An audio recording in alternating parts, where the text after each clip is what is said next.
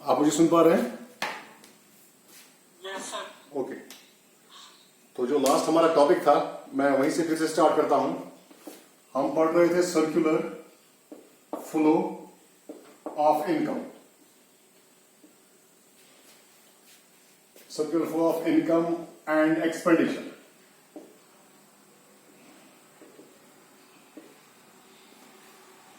मैं मॉडल्स की बात कर रहा हूं, मॉडल्स। और इसमें थे 2 sector economy, circular flow in 2 sector economy, 3 sector and 4 sector. तो स्टार्ट का मैंने किया था circular flow of income and expenditure in 2 sector economy. ये टॉपिक हमारा थोड़ा रह चुका था, थोड़ा मैंने इसमें से पढ़ाया था, तो मैं जरा इसको रिपीट करता हूं। Circular flow of income in 2 sector economy model. आज का टॉपिक हमारा यही है, circular flow of income and expenditure.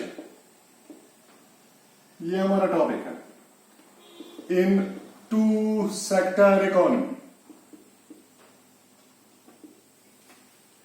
तो जो आज का टॉपिक है, मैंने आपको बोला था, जब मैं इकोनॉमी में बात करता हूं खाली 2 सेक्टर्स हैं, तो वो 2 सेक्टर्स कौन कौन से हैं?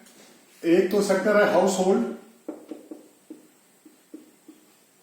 होल्ड सेक्टर, और दूसरा जो सेक्टर है वो है बिजनेस सेक्टर। जब मैं खाली इन 2 सेक्टर्स की बात करता हूं, एक इकोनॉमी में 2 ही सेक्टर्स हैं, तो उनमें कैसे इनकम और एक्सपेंडिचर फ्लो करता है।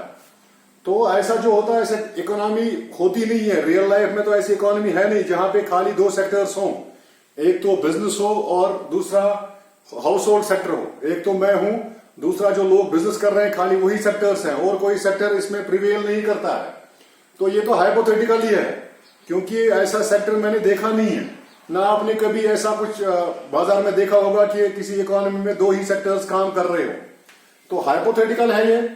तो और क्या है, ये क्लोज्ड इकोनॉमी है। क्लोज्ड इकोनॉमी क्यों है?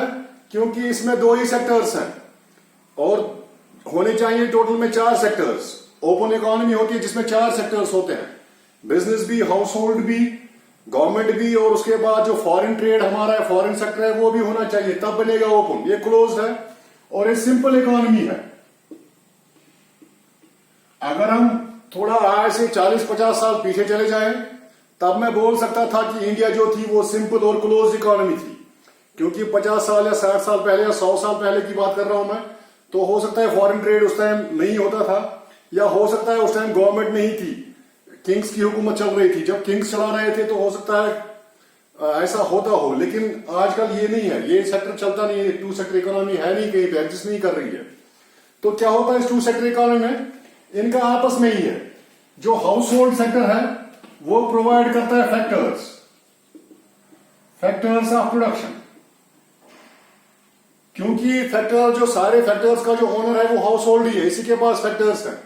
ये फैक्टर्स काम करने जाते हैं किसमें? बिजनेस सेक्टर में। और बिजनेस सेक्टर इनको क्या करता है? वो देता है फैक्टर पेमेंट। बिजनेस सेक्टर इनको फैक्टर पेमेंट देता है। तो 2 सेक्टर्स में क्या होता है, हाउस होल्ड से काम करने जाते हैं लोग बिजनेस सेक्टर में, और बिजनेस सेक्टर इनको फैक्टर पेमेंट देता है। तो क्या हो गई?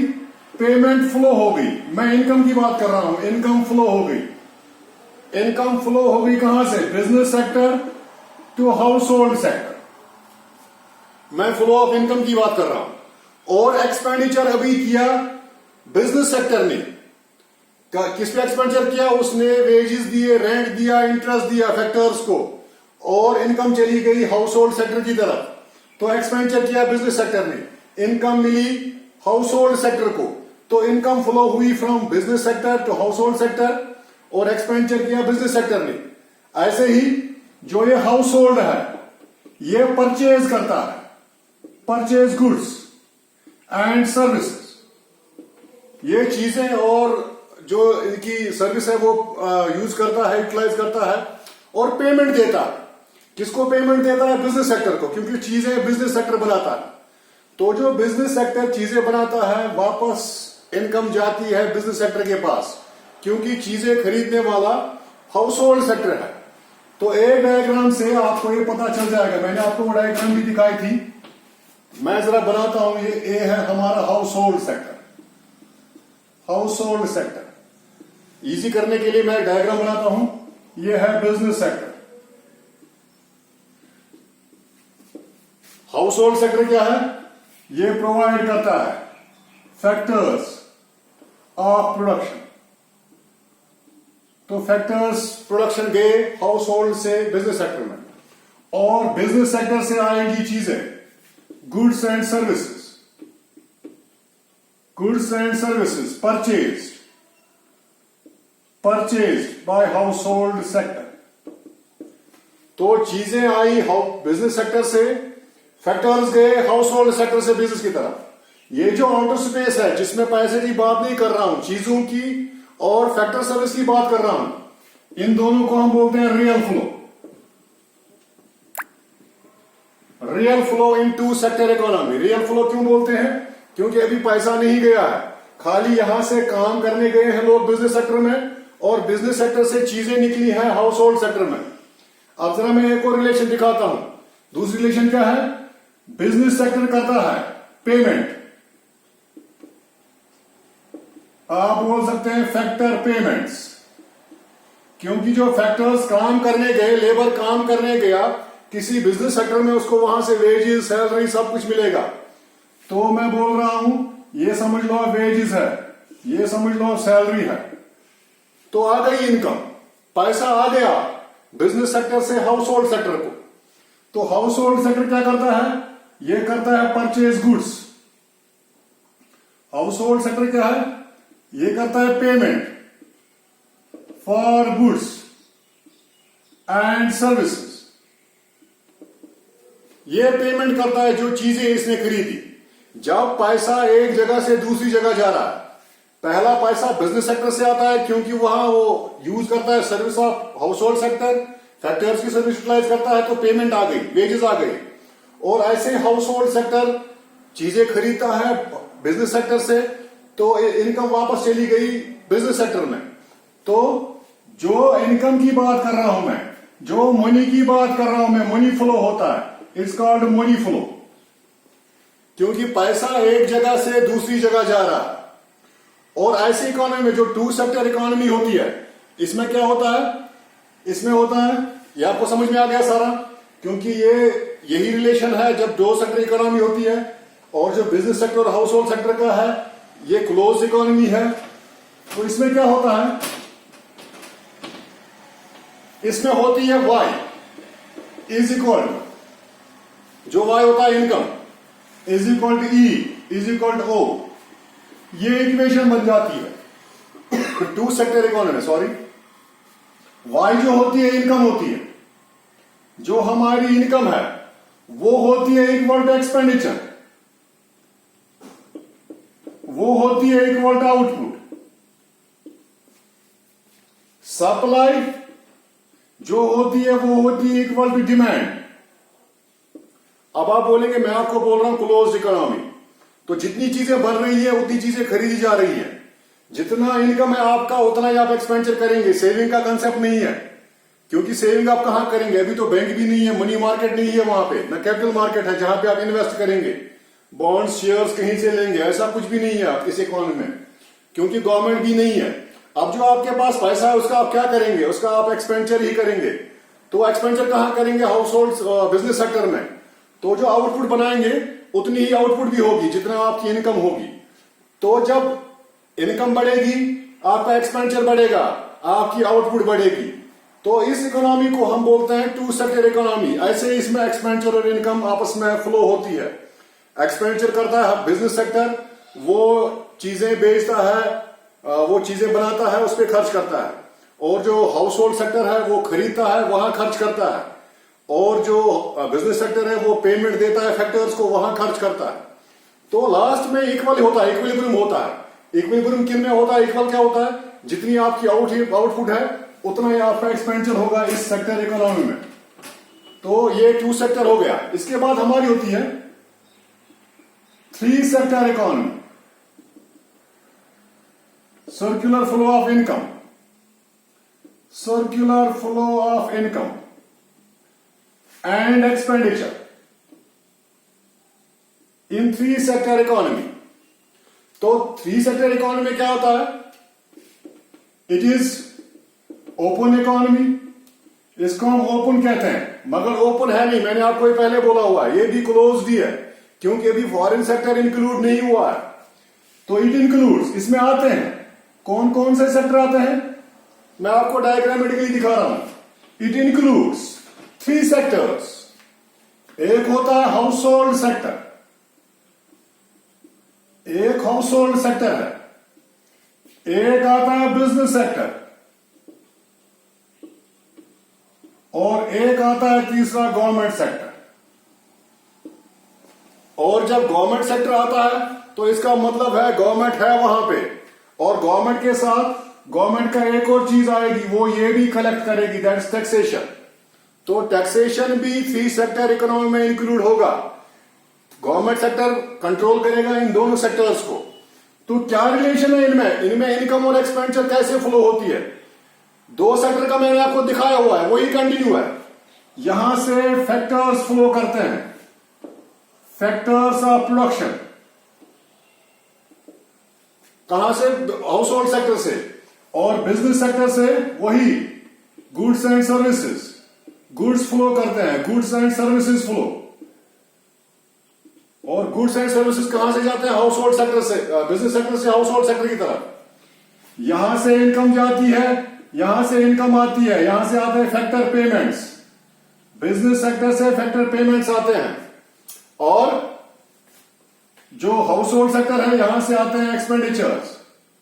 जो एक्सपेंडिचर आप करते हैं किन पे? जो बिजनेस सेक्टर ने चीजें बनाई, जो उन्होंने सर्विस दी, उस पर आप खर्च करते हैं। तो अब गवर्नमेंट का क्या पार्ट है? गवर्नमेंट का पहला पार्ट है वो हाउस होल्ड से कलेक्ट करता है टैक्सेस, टैक्सेशन। तो हाउस होल्ड से टैक्स कलेक्ट करेगा तो वो डायरेक्ट टैक्स ही होगा। तो इनकम मिल गई गवर्नमेंट सेक्टर को, मैं इनकम की बात कर रहा हूं। तो गवर्नमेंट इसको एक तो ट्रांसफर पेमेंट्स देता है।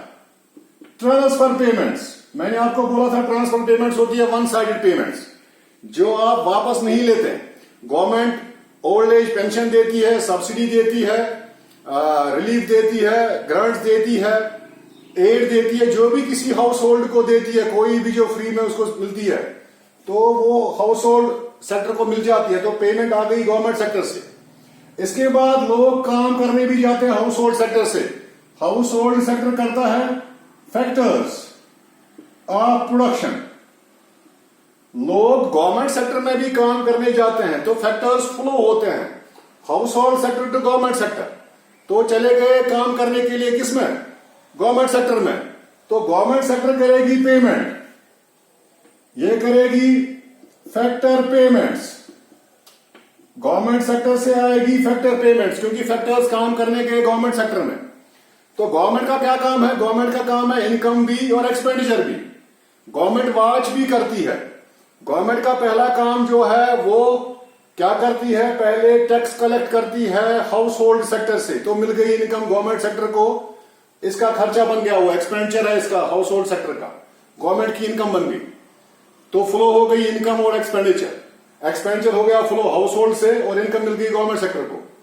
गवर्नमेंट हाउस होल्ड सेक्टर से काम करने जाते हैं गवर्नमेंट सेक्टर में लोग, तो हो गया फ्लो ऑफ फैक्टर्स, जिसको रियल फ्लो बोलते हैं। काम करने गए गवर्नमेंट सेक्टर में, गवर्नमेंट सेक्टर इनको देगा पेमेंट्स। जैसे गवर्नमेंट एम्प्लॉय को सैलरी देते हैं, तो मिल गई इनकम हाउस होल्ड सेक्टर को। तो ऐसे ही गवर्नमेंट ट्रांसफर पेमेंट्स देता है, तो transfer payments house hold sector को मिल जाते हैं, हाउस होल्ड सेक्टर को इनकम मिल जाती है। तो इसके बाद बिजनेस सेक्टर क्या करता है? बिजनेस सेक्टर भी पे करता है टैक्सेस, मगर यहां पे इनडायरेक्ट टैक्सेस है। जो बिजनेस सेक्टर प्रोडक्शन करता है उससे गवर्नमेंट वेरियस टाइप्स के टैक्सेस देता है, जैसे प्रोडक्शन टैक्स है, सेस है, ट्रांसपोर्टेशन है, बाकी सारा कुछ है, टोल टैक्स है। ये सारे टैक्स कलेक्ट करता है गवर्नमेंट फ्रॉम बिजनेस सेक्टर। और बिजनेस सेक्टर क्या करता है? वो चीजें बेचता है, गुड्स एंड सर्विसेज। क्योंकि बिजनेस सेक्टर और प्रोडक्शन सेक्टर से गवर्नमेंट चीजें खरीदता है, तो वो चीजें आ जाती है गवर्नमेंट सेक्टर पे और इनकम जाती है। एक इनकम इधर जाती है, एक इधर जाती है। जब गवर्नमेंट ने टैक्स लिया तो इनकम चली गई गवर्नमेंट के पास, उन्होंने रेवेन्यू कलेक्ट किया गवर्नमेंट सेक्टर ने, और जब बिजनेस सेक्टर ने चीजें भेजी तो मिल गई इनकम बिजनेस सेक्टर को, क्योंकि वो परचेज करती है गवर्नमेंट, तो इनकम। और उसके बाद गवर्नमेंट जो है वो सब्सिडी भी देती है, सब्सिडी देती है, कोई रिलैक्सेशन देती है, कोई रिलीफ देती है बिजनेस सेक्टर को। तो सब्सिडी अगर मिल गई बिजनेस सेक्टर को, चीपेस्ट रेट ऑफ इंटरेस्ट पे लोन मिल गया बिजनेस सेक्टर को, या कोई मुराद मिली, या कोई ग्रांट मिला किसी बिजनेस सेक्टर को, या कोई हेल्प मिली, तो वो सारी इनकम चली गई बिजनेस सेक्टर को। तो इसके बाद गवर्नमेंट का एक और काम है, उसका काम है कंट्रोल करना, उसका काम है वॉच करना, ये सारा सिस्टम ठीक से चले। अब गवर्नमेंट के पास आ गई इनकम, गवर्नमेंट के पास कहां से सबसे ज्यादा इनकम आती है? सबसे ज्यादा इनकम आती है टैक्सेशन से। ये आप याद रखिएगा, गवर्नमेंट का जो सबसे बड़ा सोर्स है इनकम का वो है taxation, biggest source of revenue. तो रेवेन्यू जो गवर्नमेंट के पास आ गया, और रेवेन्यू के बाद, मैं टैक्सेशन रेवेन्यू की बात कर रहा हूं, उसके बाद और भी रेवेन्यू आते हैं, जैसे फीस लेते हैं स्कूल में, कॉलेज में, जैसे फाइन्स, कोई लॉ ब्रेक करता है तो उसको फाइन्स भरने पड़ते हैं, जैसे आप स्कूल में कभी कभी फाइन्स भरते हैं। तो ये सारे फाइन्स जो हैं वो भी गवर्नमेंट के पास चले जाते हैं, उनको रेवेन्यू मिल जाता है। अब अगर मैं बोल रहा हूं government expenditure is equal to revenue, अगर आप गवर्नमेंट को जितना भी रेवेन्यू मिला उसने वो सारा कुछ खर्चा किया कहां पे? हाउस होल्ड्स पे और बिजनेस सेक्टर पे, तो इनकम फ्लो होती रहेगी, ये साइकिल चलता ही रहेगा, ये फ्लो चलता ही रहेगा। अगर गवर्नमेंट ने टैक्सेस बंद कर लिए, किसी बक्स में बंद कर लिए, तो फ्लो रुकेगा। लेकिन अगर गवर्नमेंट चाहे ये फ्लो कंटिन्यू हो, और कोई भी गवर्नमेंट चाहेगी फ्लो कंटिन्यू रहे, तो क्या होगा? ये सारे जो फ्लो हैं कंटिन्यूअसली रहेंगे। इनकम एक सेक्टर से दूसरे सेक्टर में जाएगी, और एक्सपेंडिचर एक सेक्टर दूसरे सेक्टर पे करेगा। गवर्नमेंट को जो इनकम मिल गई वो हाउस होल्ड पे भी एक्सपेंडिचर करेगा, वो बिजनेस सेक्टर पे भी एक्सपेंडिचर करेगा, और वापस में उनको फिर से वही टैक्सेस मिलेंगे। ये साइकिल चलता ही रहेगा अगर गवर्नमेंट फ्लो मेंटेन करना चाहेगा। ये हो गई हमारी 3 सेक्टर इकोनॉमी में क्या होता है, और इनकम और एक्सपेंडिचर कैसे आगे पीछे जाती है। इसके बाद हमारा लास्ट जो है वो है 4 sector. 4 sector circular flow of income, circular flow of income and expenditure. ये बात आप याद रखना, मैं दोनों की बात कर रहा हूं, इनकम और एक्सपेंडिचर। इनकम कैसे फ्लो करती है? सर्कुलर फ्लो, इनकम कैसे फ्लो करती है? किसमें? Circular flow of income in 4 sector economy, 4 sector economy. तो अब हम आ गए जो एक्चुअली रियलिस्टिक सर्कुलर फ्लो है। मैं इसको बोल सकता है it's a realistic flow, realistic flow, क्योंकि ये लगता है ये रियल में फ्लो करेगी, ये काम चलेगा। क्यों? क्योंकि ये ओपन इकोनॉमी है, it is an open economy, open economy. तो ये ओपन इकोनॉमी है, इसमें 4 सेक्टर्स आते हैं, it includes 4 sectors, it includes, इसमें आते हैं 4 सेक्टर्स।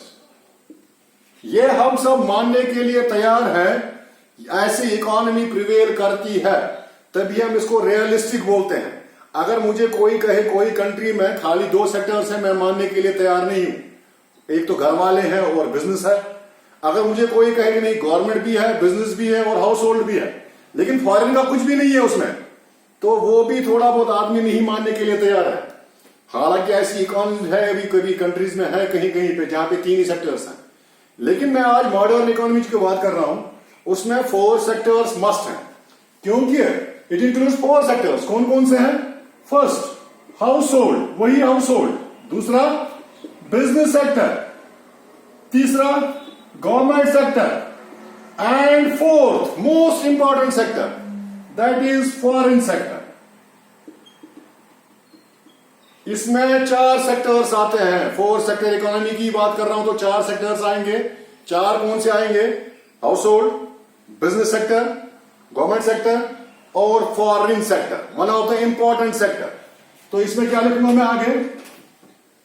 तो क्या है? Foreign sector. Foreign sector is important feature of 4 sector economy. जो फॉरेन सेक्टर है वो सबसे जरूरी है। आजकल इसके बगैर काम नहीं चलता है, फॉरेन सेक्टर के बगैर, क्योंकि आजकल स्पेशलाइजेशन आ गई है। मैं वो चीज वहां से खरीदता हूं जो जहां से सस्ती मिले। तो मैं पूरी दुनिया को, एक ग्लोबलाइजेशन जिसको बोलते हैं, पूरी दुनिया को अपनी मार्केट समझता हूं। जहां पे मेरी चीज को अच्छा पैसा मिलेगा मैं वही भेजूंगा, और जहां से मुझे दुनिया में कोई चीज सस्ती मिलेगी कंपेयर करके मैं वही से खरीदूंगा। तो आजकल ये ट्रेंड ही है ग्लोबलाइजेशन। आपने पढ़ा होगा ग्लोबलाइजेशन, क्योंकि सारा कंट्री जो है अब मेरा मार्केट है। मेरे मोबाइल में सारी कंट्री की मार्केट पड़ी हुई है। तो 4 सेक्टर इकोनॉमी में जो इंपॉर्टेंट है वो है फॉरेन सेक्टर। तो फॉरेन सेक्टर में क्या आते हैं? एक आते हैं एक्सपोर्ट्स और एक आते हैं एंड इंपोर्ट्स। एक इंपोर्ट्स एक्सपोर्ट्स हैं और एक इंपोर्ट्स हैं। फॉरेन सेक्टर की बात कर रहा हूं मैं। तो जो इंपोर्ट्स हैं इनको हम मानते हैं लीकेज। जो 4 सेक्टर इकोनॉमी है, 4 सेक्टर इकोनॉमी, इसमें क्या है? जो फॉरेन सेक्टर में से हम इंपोर्ट्स करते हैं, सॉरी एक्सपोर्ट्स, ये एक्सपोर्ट्स है। एक्सपोर्ट्स जो है ये माने जाते हैं इंजेक्शन, और जो इंपोर्ट्स हैं ये माने जाते हैं लीकेजेस। इंजेक्शन होता है जो इन होता है, इंजेक्ट किया जाता है, और लीकेज होता है जो बाहर निकलता है। अब आपको पता है, तो ये तो पहले से ही है, जो हम एक्सपोर्ट करेंगे चीजें तो बाहर जाएंगी, मगर इनकम, मैं इनकम की बात कर रहा हूं, इनकम हमारे यहां आएंगी। तो जो इनकम हमारे यहां आएगी तो उसको हम इंजेक्शन बोलते हैं। इंजेक्शन मतलब होता है इससे बूस्ट होगा, हमारी इकोनॉमी बढ़ेगी, इंजेक्ट होगी। और अगर हमारे इंपोर्ट्स ज्यादा हैं तो वो लीकेज माना जाता है। हमारी इकोनॉमी से पैसा निकलेगा, इकोनॉमी से किसी और इकोनॉमी में पैसा चला जाएगा जहां से हम इंपोर्ट करेंगे। तो 4 सेक्टर इकोनॉमी समझने के लिए आपको क्या करना होगा, मैं अलग अलग सेक्टर्स दिखाता हूं। फर्स्ट सेक्टर, 4 सेक्टर इकोनॉमी समझने के लिए मैं 2 चीजें अलग करता हूं, RECIPTS। एक होता है रिसीट्स, एक होता है पेमेंट्स। मैं चारों सेक्टर अलग अलग दिखा रहा हूं आपको कैसे करते हैं। पहला सेक्टर मैं लेता हूं house hold sector. House hold sector 4 sector economy में समझने के लिए मुझे इनकी जो एक्सपेंडिचर है वो समझनी होगी, और जो इनकी इनकम है वो समझनी होगी कहां से आती है। तो रिसीट्स होती है जो हम रिसीव करते हैं, तो ये हमेशा पॉजिटिव में आता है। मैंने आपको बोला रिसीट्स होती है जो मैं रिसीव करता हूं, वेदर इट्स लोन, जो मेरे अकाउंट में, मेरी जेब में पैसा है, चाहे किसी भी रंग का है, चाहे लोन से लिया है, चाहे किसी ने मुझे उधार दिया है, चाहे कहीं से मैंने कमाया है, तो वो मेरे रिसीट में आएगा। और जो मेरी जेब से निकलेगा कोई भी खर्चा वो पेमेंट में जाएगा, और वो नेगेटिव होता है। तो कंट्री का भी ऐसा होता है, एक हाउस होल्ड का भी ऐसे होता है। हाउस होल्ड क्या क्या करता है, कहां से उसको पैसा मिलता है?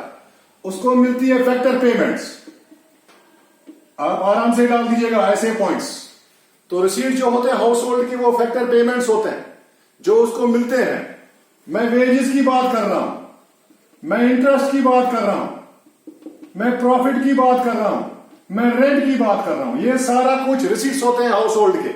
इनसे इनकम मिलती है हाउस होल्ड को, और कुछ ट्रांसफर पेमेंट्स भी मिलती हैं। ट्रांसफर पेमेंट्स भी मिलती है। मैं रिसीट्स की बात कर रहा हूं, कहां कहां से पैसा आ सकता है। जैसे इसको कोई ग्रांट मिलती है, इसके बच्चों को स्कॉलरशिप मिलती है, आपके सब्सिडी मिलती है एक हाउस होल्ड को, अगर वो कोई बिजनेस कर रहा हो। तो ये सारे पेमेंट जो उसको मिलते हैं वो सारे रिसीट्स में आते हैं, उसने इनकम कमाई। अब निकलता क्या है, जो वो एक्सपेंडिचर करता है। कौन सा एक्सपेंडिचर? Consumption expenditure. उसने खर्चा किया कंजप्शन पे, तो पैसा बाहर निकला। उसने टैक्स पे किए, टैक्सेस पेड, उसने टैक्स पे किए, इनकम टैक्स, तो उसने पे किया, वो बाहर निकलेगा उसकी जेब से। तो जो पैसा बाहर निकला वो हो गए पेमेंट्स। अब कहां गया? अगर टैक्स पे किया तो गवर्नमेंट सेक्टर में चला गया, अगर कंजप्शन किया तो बिजनेस सेक्टर में चला गया। हो सकता है गवर्नमेंट सेक्टर कोई चीज प्रोड्यूस कर रही हो, जैसे हम ऑयल इंडिया से ऑयल पेट्रोल खरीदते हैं, तो एक कंज्यूमर गया, उसने पेट्रोल लिया, तो पैसा चला गया गवर्नमेंट सेक्टर को। तो कंजप्शन एक्सपेंडिचर करता है तो पेमेंट हो जाती है, उसका पैसा निकलता है और ये सारे उसके रिसीट्स होते हैं। और दूसरा जो हमारा सेकंड, इसके क्या रिसीट्स हैं, इसको कहां कहां से पेमेंट मिलती है, वो है बिजनेस सेक्टर। बिजनेस सेक्टर को मिलते हैं सेलिंग ऑफ गुड्स, जब ये चीजें बेचता है, एंड सर्विसेज, इसने चीजें बेची, इसको उसका प्राइस मिलता है, दैट्स प्राइस। जो इसको प्राइस पे किया लोगों ने, जो उसने प्रोड्यूसर ने बेची चीजें, तो उसको इनकम मिल गई।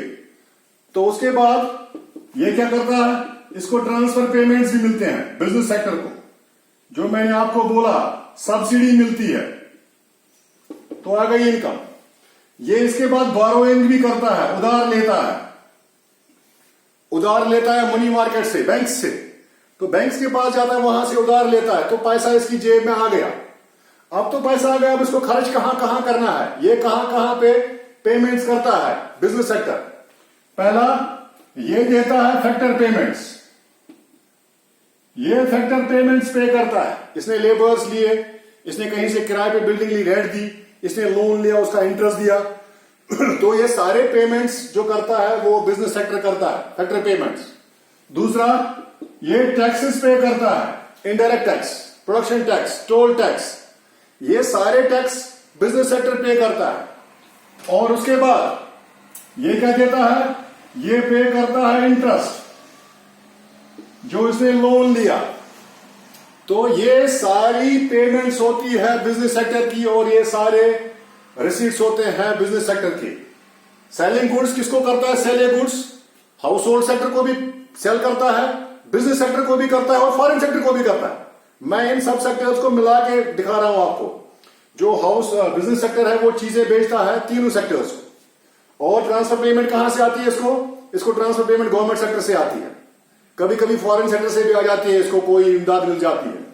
और बोरोइंग कहां से करता है, गवर्नमेंट से नहीं करता है, ये मनी मार्केट से करता है। मनी मार्केट होता है जो हमारे पैसे का मार्केट है कंट्री का, जैसे बैंक से हमारे जो कमर्शियल मनी मार्केट है, फाइनेंशियल मनी मार्केट है, बैंक से ये लोन लेता है।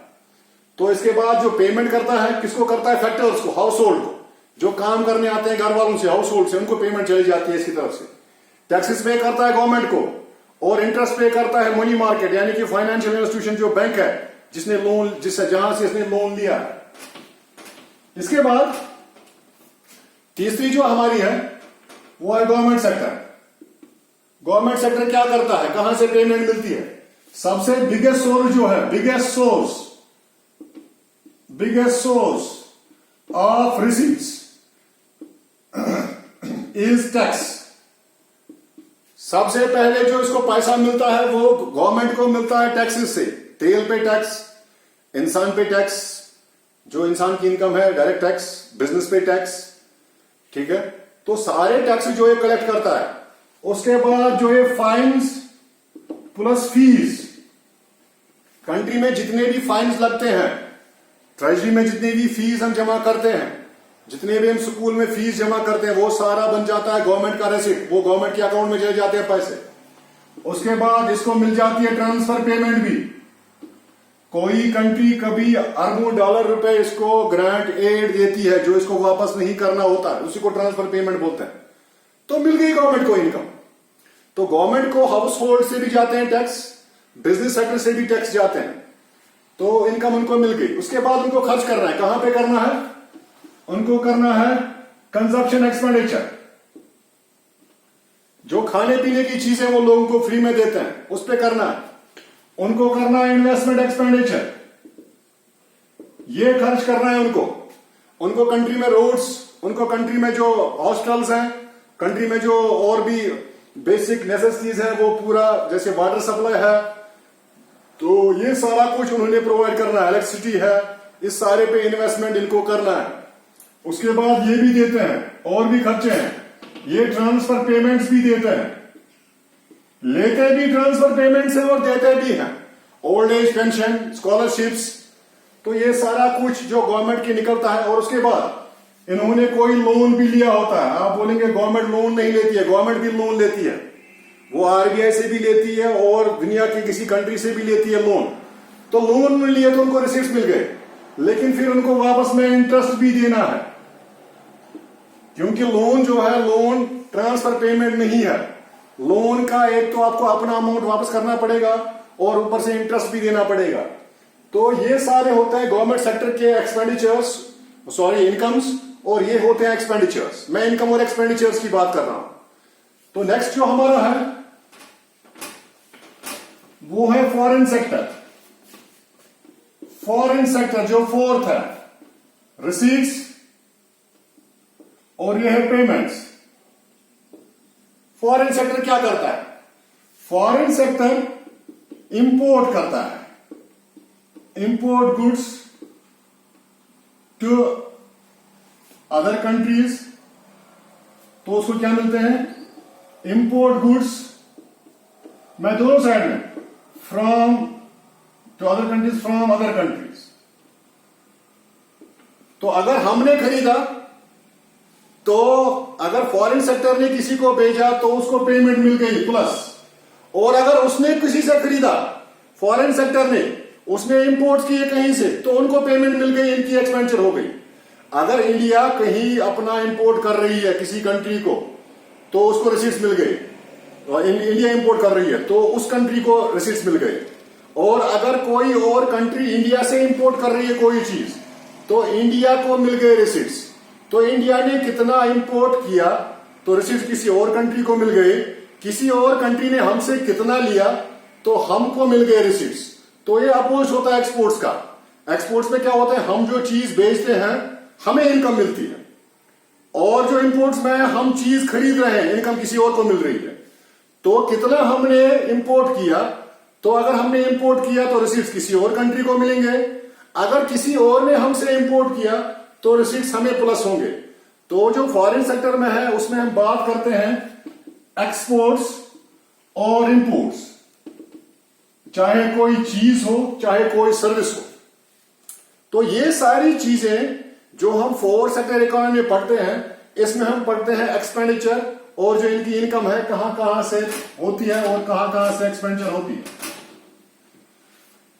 तो क्या होता है, अगर मैं करता हूं बात फोर्थ सेक्टर इकोनॉमी की, तो बन जाता है जो हमारी इनकम है वो होती है कंजप्शन पे, वो होती है इन्वेस्टमेंट पे, और वो होती है इस पे। हमारी इनकम इक्वल है इसके, y is equal to consumption expenditure.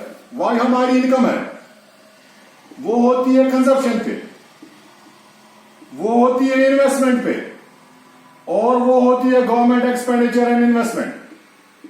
जो गवर्नमेंट में इन्वेस्टमेंट की और एक्सपेंडिचर किया उस पे सारा कुछ उसी पे आ जाता है ये। तो C plus I plus G। तो ये हम ये भी लिख सकते हैं, y इज इक्वल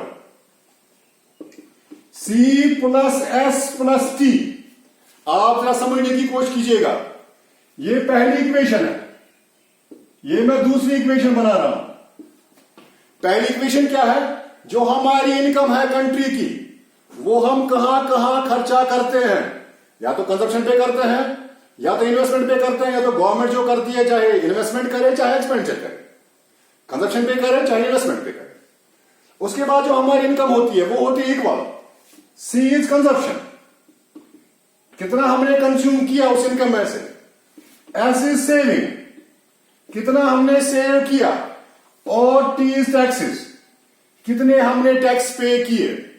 अगर मेरे पास इनकम है 10 रुपए की, मैं भी उसमें यही 3 चीजें करूंगा। 10 में से 5 मैंने कंज्यूम किए, 3 मैंने सेव किए, 2 मैंने टैक्स पे किए, तो हो गया 5 प्लस 3 प्लस 2 हो गया 10।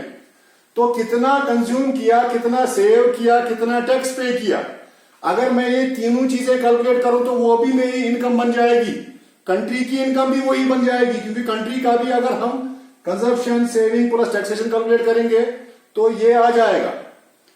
तो सीधी सी बात है, ये इक्वेशन